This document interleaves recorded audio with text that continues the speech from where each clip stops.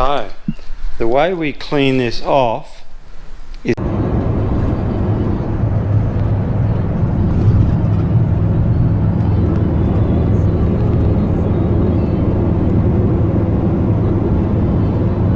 we let it dry, and then we get our blade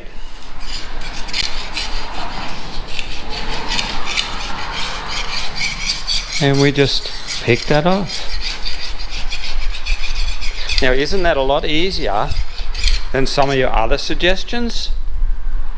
Check that out.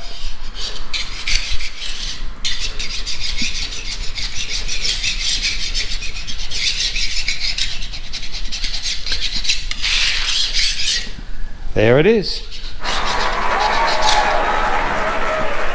Hopefully someone got the answer. If not, I don't know what we're going to do. We might just have to pick a lucky draw. Everybody who did put in an answer, we should probably put them in a hat and pull it out and still buy that carton. But that's how you do it. Leave it a couple of days, give it a pick, it's good as gold. Another helpful tip from the painter.